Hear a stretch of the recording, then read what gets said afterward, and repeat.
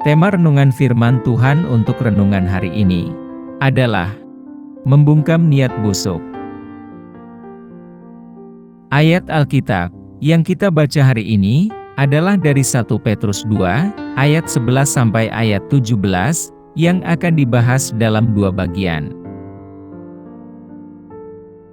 Bagian pertama dari ayat Alkitab yang akan kita baca adalah 1 Petrus 2 ayat 11 sampai ayat 12 yang berbunyi sebagai berikut. Saudara-saudaraku yang kekasih, aku menasihati kamu, supaya sebagai pendatang dan perantau, kamu menjauhkan diri dari keinginan-keinginan daging yang berjuang melawan jiwa. Milikilah cara hidup yang baik di tengah-tengah bangsa-bangsa bukan Yahudi, supaya apabila mereka memfitnah kamu sebagai orang durjana, mereka dapat melihatnya dari perbuatan-perbuatanmu yang baik dan memuliakan Allah pada hari Ia melawat mereka. Apa isi firman Tuhan ini, dan apa pesannya untuk kita? Rasul Petrus menasihati umat Kristen Perjanjian Baru untuk menjauhkan diri dari berbagai keinginan daging, dengan mengingat status kita yang hanya hidup sebagai pendatang dan peziarah. Kita diminta untuk memahami bahwa dunia ini bukanlah rumah kita, karena setelah dilahirkan kembali, kita adalah warga negara di surga, dan rumah kita juga ada di sana. Menjadi seorang Kristen, bukan hanya menjauhkan diri dari nafsu kedagingan, tetapi juga melawan keinginan daging itu. Pertempuran melawan keinginan daging ini akan terus berlanjut selama kita hidup dalam daging. Petrus mengingatkan kita bahwa keinginan daging tidak hanya dapat membuat tubuh kita sakit atau menderita, tetapi keinginan daging akan terus berperang melawan jiwa kita. Beberapa orang dapat lolos dari penyakit fisik karena mengikuti keinginan daging. Tetapi, ketika kita berdosa dengan mengikuti keinginan daging, maka penyakit dalam jiwa kita dan kematian manusia batiniah kita akan mendapat hukuman kekal. Ini tidak luput dari semua ciptaan yang terdiri dari daging dan darah. Dengan mengendalikan hawa nafsu, atau dengan menjalani hidup saleh seperti ini, akan membuat perilaku kita terhormat di antara mereka yang tidak mengenal Tuhan. Meskipun kita tidak bisa berharap bahwa mereka tidak akan memfitnah kita dan menuduh kita sebagai pelaku kejahatan, kesalehan kita akan menuntun mereka untuk memuliakan Tuhan, ketika Tuhan berkenan melawat mereka. Orang-orang Kristen akan selalu menjadi sasaran orang-orang yang tidak percaya. Mereka akan menunggu dan mengintai ketika kita melakukan kesalahan yang bisa membuat mereka langsung menghina dan menindas kita. Bahkan, untuk ritual sakral atau kudus seperti perjamuan Tuhan, atau perjamuan kasih, akan digunakan sebagai tuduhan negatif terhadap orang Kristen.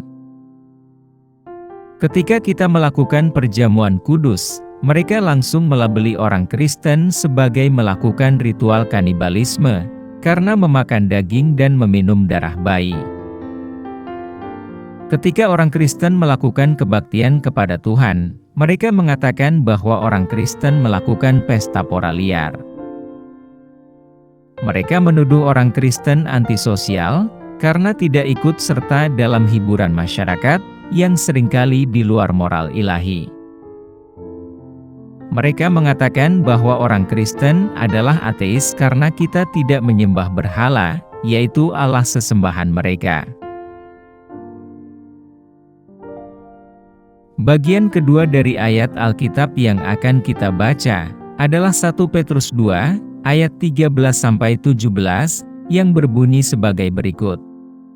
Tunduklah karena Allah kepada semua lembaga manusia, baik kepada raja sebagai pemegang kekuasaan yang tertinggi, maupun kepada wali-wali yang diutusnya untuk menghukum orang-orang yang berbuat jahat dan menghormati orang-orang yang berbuat baik. Sebab inilah kehendak Allah, yaitu supaya dengan berbuat baik kamu membungkamkan kepicikan orang-orang yang bodoh. Hiduplah sebagai orang merdeka dan bukan seperti mereka yang menyalahgunakan kemerdekaan itu untuk menyelubungi kejahatan-kejahatan mereka, tetapi hiduplah sebagai hamba Allah. Hormatilah semua orang, kasihilah saudara-saudaramu, takutlah akan Allah, hormatilah raja. Apa isi firman Tuhan ini, dan apa pesannya untuk kita?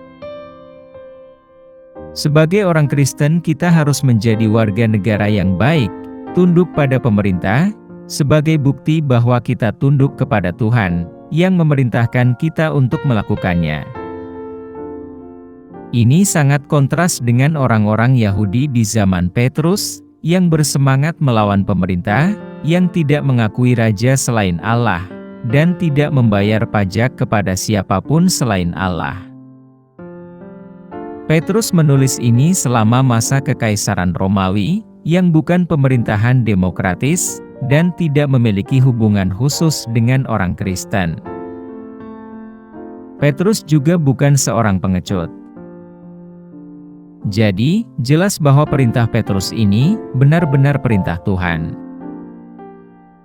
Petrus mengakui otoritas yang sah dari pemerintah Romawi, karena Tuhan.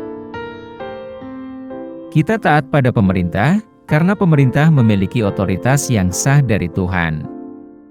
Kita terikat untuk mematuhi mereka, kecuali, tentu saja, ketika mereka memerintahkan kita untuk melakukan sesuatu yang bertentangan dengan hukum Allah.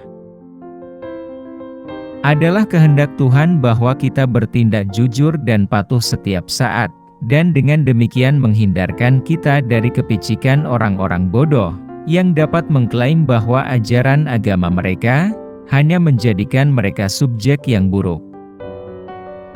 Petrus juga bersikeras bahwa para penguasa ditahbiskan oleh Tuhan, yaitu dikirim oleh Tuhan.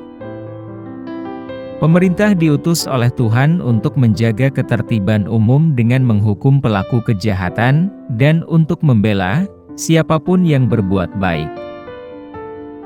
Tuhan menggunakan otoritas pemerintah sebagai pengekang keinginan dan kecenderungan manusia berdosa. Pemerintah adalah alat yang berguna dalam melawan efek dari sifat manusia yang berdosa. Berdasarkan apa yang Paulus tulis dalam Roma 13, kita dapat mengatakan bahwa pelanggaran terbesar yang dapat dilakukan pemerintah adalah gagal menghukum penjahat, dan bahkan memberi penghargaan kepada penjahat, dan menerima suap. Kita juga diperingatkan untuk tidak menggunakan kebebasan yang kita miliki di dalam Yesus, sebagai alasan untuk berbuat dosa.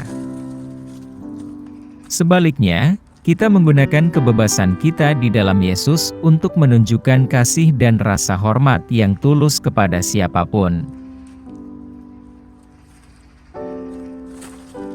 Apa yang harus kita terapkan dalam kehidupan kita? Kita tidak boleh terpaku pada kesenangan yang ditawarkan dunia ini, yang akan meninabobokan kita, dan membuat kita ingin hidup selamanya di dunia fana ini. Kita harus selalu menanamkan dalam diri kita bahwa kita hanyalah pendatang dan pengembara di dunia ini. Kita akan berjalan melalui dunia ini, ke Kanaan baru, dan Yerusalem baru, yaitu surga, di mana Tuhan Yesus berada. Sebagai orang yang hanya sekedar bertamu di dunia ini, kita harus selalu menjaga sikap dan perilaku kita, serta melakukan berbagai kebajikan bagi orang lain.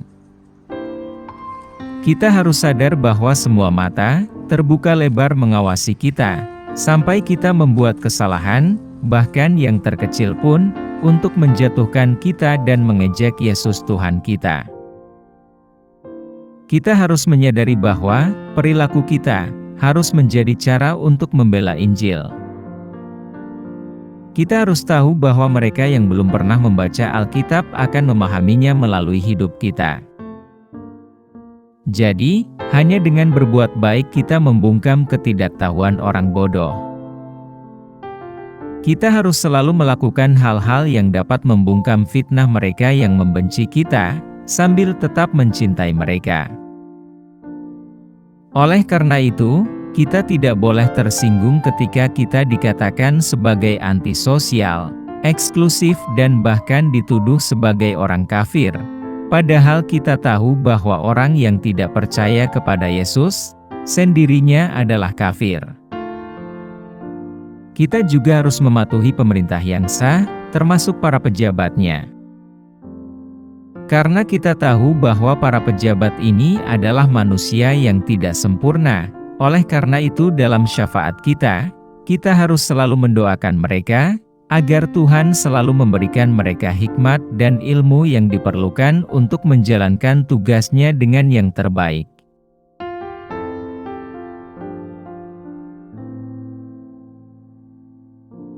Doa hari ini. Tuhan Yesus, kadang-kadang dalam daging dan pikiran kita itu seperti zona pertempuran, di mana keinginan daging kami tidak terkendali. Di lain waktu, kami terjebak dalam badai masalah yang tak ada habisnya, dengan pikiran yang berputar-putar di luar kendali. Kelelahan dan keputusasaan merayap untuk mencuri kegembiraan kami. Kami membutuhkan damai sejahtera yang dari Tuhan, yaitu damai sejahtera yang tidak dapat diberikan oleh dunia ini. Tenangkan jiwa kami yang gelisah, ya Tuhan.